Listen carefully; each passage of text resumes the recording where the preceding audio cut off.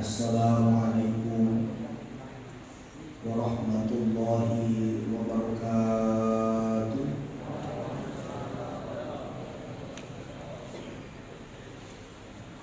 Innal hamdalillah nahmaduhu wa nasta'inuhu wa nastaghfiruh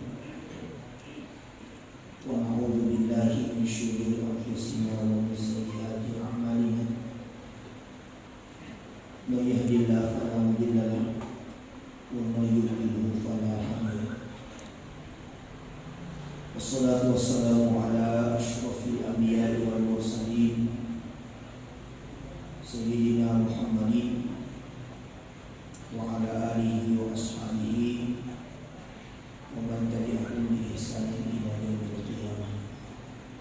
Subhanaka la ilma lana illa ma 'allamtana innaka antal alimul hakim.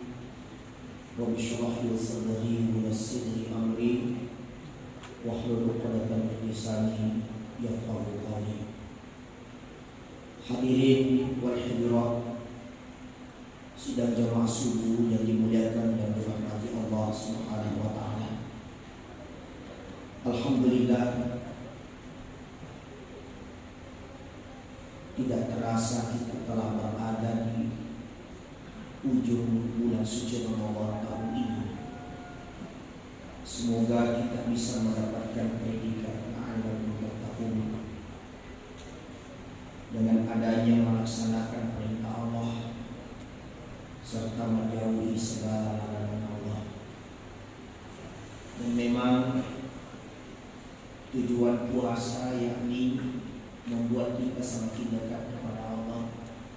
Ya ayyuhalladzina amanu kutiba alaikumusiyam kama kutiba alal ladzina min qablikum la'allakum tattaqun.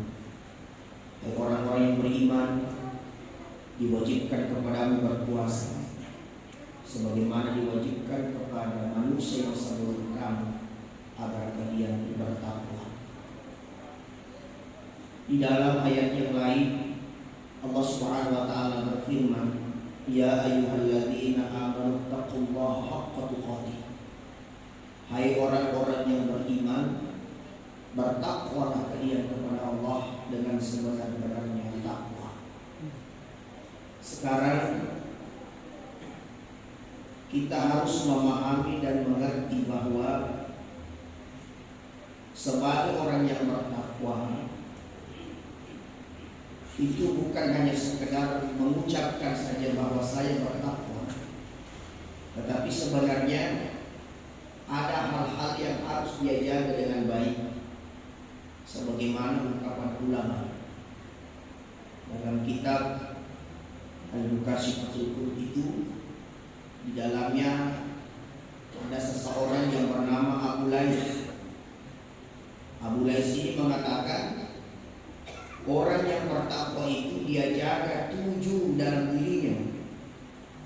Dia jaga 7 dalam dirinya. Yang pertama, dia jaga hatinya. Apa yang dijaga dalam hati? Segala sifat yang tidak baik yang bisa membuat kebaikan kita hilang seketika di sisi Allah. Banyak orang, Pak, dari segi penglihatan mata akhlaknya baik, tetapi terkadang hatinya gelap. Banyak di antara kita yang kita pandang dari segi penglihatan mata orangnya alim, tapi ternyata dia suka dengki, dia suka iri hati, sombong kepada saudaranya. Makanya hal yang pertama yang harus kita jaga adalah hati kita. Jangan sampai dalam hati kita itu kotor. Jangan sampai dalam hati kita itu adalah sesuatu yang tidak baik. Makanya hati yang ditata dengan mengingat kepada Allah, hati yang selalu kita jaga merasa bahwa saya diawasi oleh Allah, maka sebenarnya ini adalah orang yang beruntung di sisi Allah Subhanahu wa taala. Maka ini harus kita jaga baik-baik untuk menjaga bahwa kita ini adalah orang yang bertakwa di sisi Allah. Maka segala hal yang membuat hati kita sakit, hilangkan itu semua. Yang kedua, orang yang bertakwa itu pasti dia jaga lidahnya. Tidak sembarang dia ucapkan itu. Tidak gampang ngomong ini, ngomong itu tidak gampang. Karena kenapa? Karena dia merasa bahwa apa yang berasal dari hatiku otomatis akan keluar dari mulut. Makanya biasa itu ada orang, Pak, hati seseorang dapat dinilai dari ucapannya.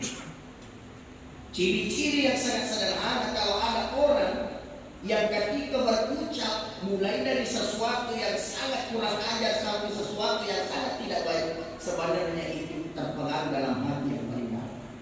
Maka ketika hatinya orang baik, maka itu akan mempengaruhi lisannya, akan mempengaruhi tata cara berbicara. Makanya ini jangan sampai kita gampang mengucapkan sesuatu yang tidak baik. Usahakan ucapan lisan kita ini adalah ucapan yang terindah. Ya, kalimat-kalimat zikir, memperbanyak membaca ayat suci Al-Quran. Bahkan beberapa hari yang lalu itu saya sebutkan, saya menyampaikan, jangan sampai dalam sehari ini tidak pernah kita mengaji, kita orang rugi. Jangan sampai dalam kesadaran ini kita tidak pernah berzikir, tidak pernah membaca kalimat la ilaha illallah. Biasa ada orang yang bertanya, bagaimana cara meraih kalimat la ilaha illallah itu?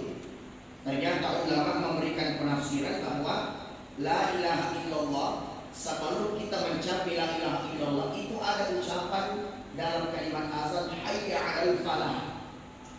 Hayya 'alal falah. Hayya 'alal falah, mari meraih kemenangan.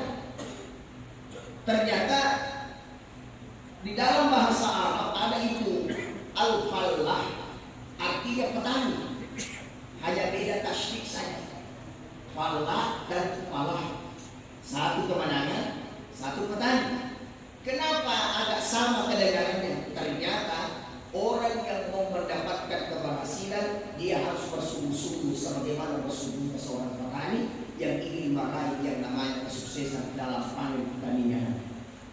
Tapi sebelum meraih kemenangan itu, maka terlebih dahulu didahulukan hayya 'alas shalah. Salatlah. Maka ketika kita mampu menjaga salat dengan baik, maka kemenangan itu akan kita raih. Setelah kemenangan itu kita raih, insya Allah kebesaran Allah akan selalu kita agungkan. Setelah kebesaran Allah selalu kita agungkan, maka kalimat la ilaha illallah itu akan senantiasa ada pada diri kita, terutama di dalam hati kita ini, insya Allah. Itu mudah-mudahan kita bisa meraihnya.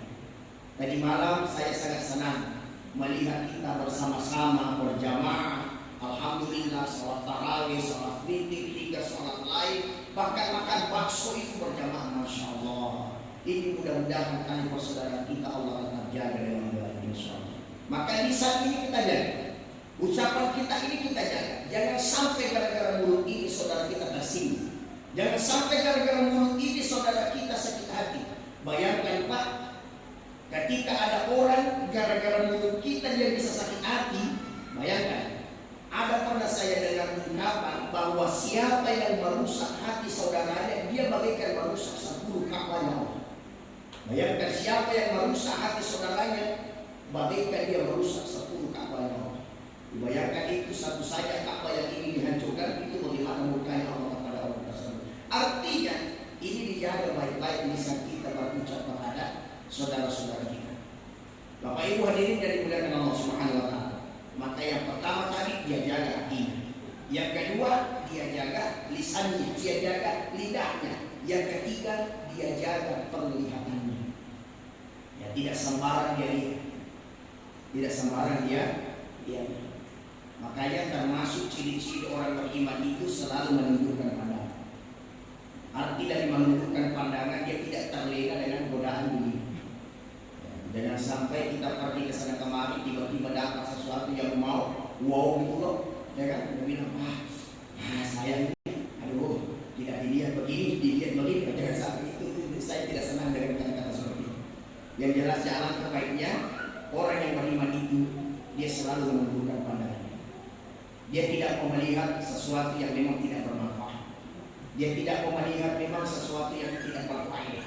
Ya, itu jangan sampai usahakan yang dipandang oleh mata adalah sesuatu yang bernilai ibadah di sisi Allah. Ini sering sekali terjadi di sekeliling kita. waktu di Timika luar biasa, dia mampu dia ini, dia mampu dia ini, mampu dia ini.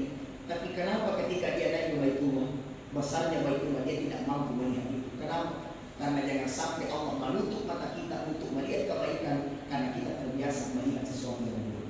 Itu jangan sampai terjadi sama kita. Apalagi orang yang bertakwa itu, kata Abu Lais itu selalu menjaga apa mesti dijaga di perut kita. Tidak sembarang masuk ke dalam perut kita. Tidak sembarang masuk ke dalam perut kita. Ini jangan sampai terjadi sama kita, saudara. Jangan gampang memasukkan sesuatu ke dalam perut kita, apalagi itu sesuatu yang haram. Kita jauh dari hal seperti itu. Pasti kita pernah dengar kisah dari Sayyidina Abu Bakar As-Siddiq. Abu Bakar As-Siddiq itu pernah suatu ketika dia masukkan telunjuknya ke tenggorokannya. Kenapa? Karena di rumahnya ada makanan. Makanan itu dia tidak tahu dari mana asalnya. Baru dia tanya budak yang ada di rumah, wahai engkau penjaga di rumah, dari mana makanan ini? Saya sudah memakannya. Apa kata orang yang jaga di rumahnya Abu Bakar Siddiq? Saya tidak tahu ya Rasulullah. Ya, saya tidak tahu wahai Abu Bakar, itu makanan dari mana? Apa kata Abu Bakar? Saya sudah makan ini. Waduh, wahai Abu Bakar, tumben kamu makan, kau tidak pamit dulu minta izin sama saya, kau tidak tanya, biasanya kau tanya. Dia bilang saya lapar sekali. Saya lapar sekali. Sehingga apa yang terjadi adalah karena dia tidak tahu dari mana asal makanan itu, dia tidak tahu siapa yang membawa makanan itu dalam makna subhat antara halal dan tidak halalnya, maka dia masukkan telunjuknya itu ke dalam tenggorokannya sampai berdarah-darah dia keluarkan ini. Kenapa? Karena dia pernah mendengarkan sabda Rasulullah SAW, tidak akan ada yang membersihkan apa yang masuk ke dalam perutmu kecuali api neraka. Itu jangan sampai kita anggap remeh seperti itu. Makanya ini penting saya sampaikan. Apabila kita mampu menjaga perut kita, tidak gampang memasukkan sesuatu itu, maka insya Allah kita termasuk ciri-ciri orang yang bertakwa. Insya Allah. Apalagi yang kelima, dia jaga tangannya. Tidak sembarang dia pegang. Ya, tidak sembarang dia pegang. Nah, tidak gampang memegang sesuatu. Ini ingat ini bapak-bapak ya, jangan sembarang pegang itu. Perbaiki ingatannya, yang kamu pegang ini siapa, istrimu atau siapa? Jangan itu. Nah, biasa juga terkadang ada juga orang itu sengaja hidup, sengaja dulu, tidak tahu kenapa apa alasannya, sengaja memang pegang. Nah, ternyata selama ini Nabi laki-laki orang bahagia diri. Kenapa bahagia? 1 minggu ini istri mulai dari yang lain. Nah, ternyata ditelusuri, katanya istri mana banyak ini bilang tidak. 1 minggu terakhir ini kenapa kau mulai dari yang lain? Nabi bilang istrinya, maksud apa? Nah, tidak pernah kamu cium selama ini? Bila ya Allah, ternyata yang kucium tetangga aku tidak sengaja. Hati-hati, ini mulai dari tangan ini, hati-hati jangan sampai. Ibu-ibu juga hati-hati dengan tangan ini. Makanya bapak-bapak yang paling baik itu biasa ibu-ibu pergi ke tempat acara itu. Alangkah baiknya jangan makan dulu apa yang dibawa oleh ibu, tapi bertanya dulu. Ya biasa itu ibu-ibu pergi ke acara akikah, pergi ke acara pengantin, pergi ke acara keluarga. Terkadang ibu-ibu itu bungkus kalau pulang. Terkadang bapak itu pergi. Laki-laki yang baik, laki-laki yang selalu menjaga ketakwaannya itu dia bertanya tuh, dari mana makanannya? Kalau bilang istrinya dari acara, nah, apalagi mau minta ini, dia bilang istrinya mau minta, apa mau bilang waktu mau minta? Dia bilang kasih gigi, kenapa banyak sekali uang? Kasih pulang, kasih pulang. Itu laki-laki yang menjaga ketakwaannya. Tapi kalau laki-laki korok-korokan, apa artinya korok-korokan? Kalau laki-laki yang tidak memahami hal itu, mohon maaf, terkadang ada makanan yang dibawakan banyak dari segi penglihatan mata, tanya dari mana? Dia bilang dari sana. Kenapa sedikit dibuang? Kenapa tidak banyak? Nah, inilah baiknya agama dijadikan sebagai landasan di dalam rumah tangga.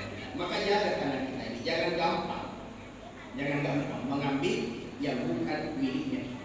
Jangan gampang memegang sesuatu yang tidak baik, sesuatu yang jelek, itu bisa merusak kita secara pribadi. Apalagi yang keenam, dia jaga kakinya. Tidak sembarang dia melangkah ke sana-mana. Makanya ini juga saya mau sampaikan kepada kita, tidak gampang kaki ini melangkah. Yang jelasnya saya berharap langkah kaki kita ini permudah ke masjid. Saya juga terkadang heran kalau ada orang pergi ke masjid, kenapa malu sekali itu maju ke saf pertama? Coba kita berpikir dulu, kenapa malu kita maju di saf pertama? Padahal bagus sekali faedahnya kalau kita maju di saf pertama. Disuruh maju, kita. Mama, jauhnya kau jalan kaki dari sana sampai ke sini, dan sudah satu langkah kau tidak mulai.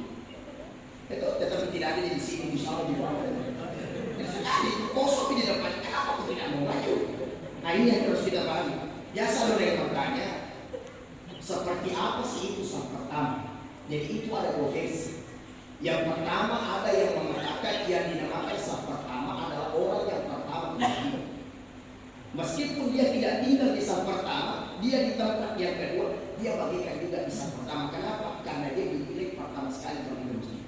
Tapi alangkah dia sempurnanya kalau dia pertama datang ke masjid lalu dia tinggal di saf pertama, maka itu lebih bagus. Nah itu yang saya mau ingatkan kepada kita ya. Jadi ketika di depan itu apa namanya kita sholat lalu kosong di depan jangan selalu begini. Kita yang maju kawal.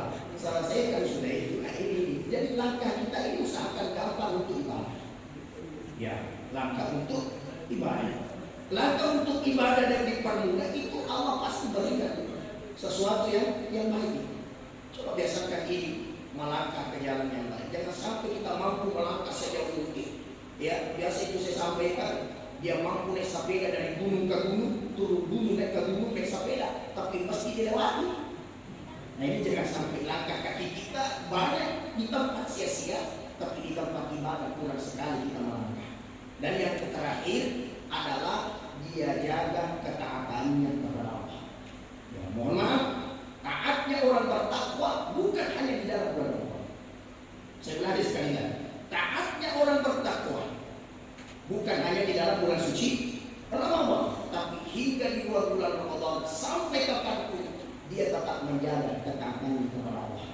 Saya mau sampaikan ketaatan di sini bukan hanya sekadar dilihat oleh mata, barunya taat, tapi kapanpun dan dimanapun kita berada, kita tetap menjaga ketaatan. Kita berada di masjid, kita berada di rumah, kita berada di tempat usaha, kita selalu merasa diawasi oleh Allah Subhanahu wa Ta'ala. Mudah-mudahan kita termasuk orang bertakwa insya Allah. Amin ya. 7 tadi harus kita jaga dengan baik. Yang pertama hati kita. Kita jaga hati kita, usahakan jaga jangan ada berburuk sangka di dalam hati kita ya. Usahakan hati kita selalu damai, selalu tenang. Insya Allah berprasangka baik, insya Allah Allah memudahkan segalanya. Yang kedua, lisan kita jaga dengan baik. Bagus itu kalau kita memperbanyak sholawat. Sallallahu ala Muhammad, sallallahu alaihi wasallam, sallallahu ala Muhammad, sallallahu alaihi wasallam. Bangga matur itu anak tak minta lima masalah. Bangga itu anak tak pilih bapak luar biasa pintarnya salawat. Sekalian telusuri di HP yang kasih guru. Nah biarlah tak apa. Yang jelas yang berikan motivasi yang terbaik dalam bulan. Ya sekali. Nah ucapan-ucapan yang baik, kata-kata yang baik, lisan kita mengucapkan yang baik. Mudah-mudahan kita mampu menjaganya. Yang ketiga penglihatan kita. Saya ulangi sekali lagi, penglihatan kita ini lihatlah sesuatu yang notabene baik. Terutama orang tua yang sudah tua-tua ini baik. Jangan sudah dulu. Banyak juga sejak orang kepikiran di sana juga. Waduh, kenapa sama itu asal kita?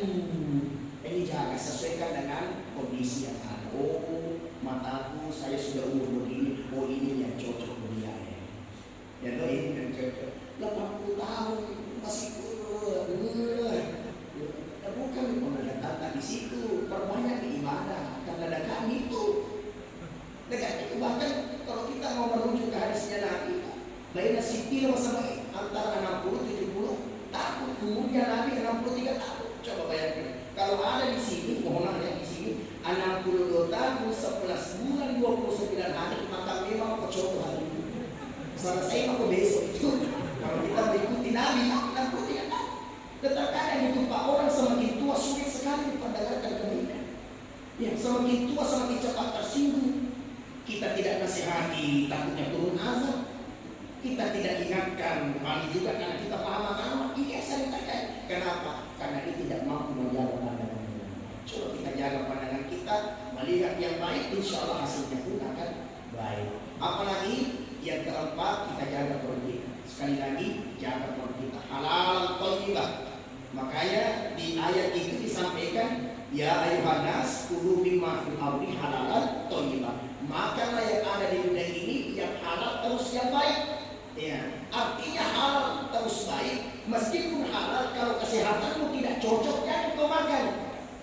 Ya, contoh itu bagus, tapi dia punya kolesterol karena selesai itu halal tapi tidak baik untukmu, itu merusak. Makanya agama kita luar biasa. Meskipun halal, kalau dia tidak cocok dengan kesehatanmu, jangan makan. Tapi apa kata Al-Quran? Ya ayuhan nas kulu mimma fil ardi halalan thayyibah. Hai orang-orang, hai manusia, maka yang ada di dunia ini yang halal dan cocok untukmu dan baik untuk kesehatanmu. Apalagi yang kelima, kita jaga tangan kita. Jangan gampang memakan sesuatu yang tidak baik. Jangan gampang memakan sesuatu yang tidak baik. Saya ulangi sekali lagi, tangan di atas lebih mudah daripada tangan di bawah. Usahakan banyak memberi. Banyak memberi. Tapi ada dulu orang Pak tidak mau dikalah. Ustaz, bilang kan tidak boleh tangan di bawah, tidak boleh. Bagus kalau dengan di atas. Jadi kalau ada orang makan Indomie seperti tidak, bukan begitu maknanya. Artinya apa? Memberi itu lebih mudah daripada memberi. Ya, usahakan tangan kita ini selalu rajin memberi orangnya. Bismillah, Bismillah. Amin. Bahkan bagaimana adatnya memberi, usahakan tangan kanan memberi, tangan kiri tidak mau. Ya, tangan kiri memberi, tangan kanan tidak. Usahakan tangan kita seperti itu. Dan yang keenam, langkah kaki kita usahakan langkah yang baik, membicarakan agama Allah, membicarakan agama Allah Subhanahu wa Ta'ala. Yang terakhir adalah dia jaga ketakwaannya kepada Allah. Dia jaga ketaatan kepada Allah. Insya Allah ketika tujuh ini mampu kita jaga, mampu kita raih, maka takwa akan dilindungi sama kita. Takwa akan senantiasa kita miliki ketika kita mampu menjaga ketujuh hal tersebut menurut Al-Qais dalam kitab Al-Kasyf al-Qulub karena Syekh Imam Al-Ghazali. Mudah-mudahan disampaikan bermanfaat. Mohon maaf atas segala kekurangan, mohon maaf atas segala kesilapan. Saya hanya manusia biasa yang hidup dari kesalahan. Sekali lagi, minal aizin wal aizin, mohon maaf dan batin. Sehat-sehat di semua, hati-hati di semua. Insyaallah mudah-mudahan kita selalu dalam lindungan Allah. Mudah-mudahan Ramadan tahun ini menjadi Ramadan yang semakin baik untuk kita, sehingga Ramadan selanjutnya terus selanjutnya bisa kita hadir dalam kondisi sehat walafiat insyaallah. Amin ya rabbal alamin. Mohon maaf sekali lagi atas segala kekurangan. Hadanallahu wa iyyakum ajma'in. Wabillahi taufiq was sa'adah. Assalamualaikum warahmatullahi wabarakatuh.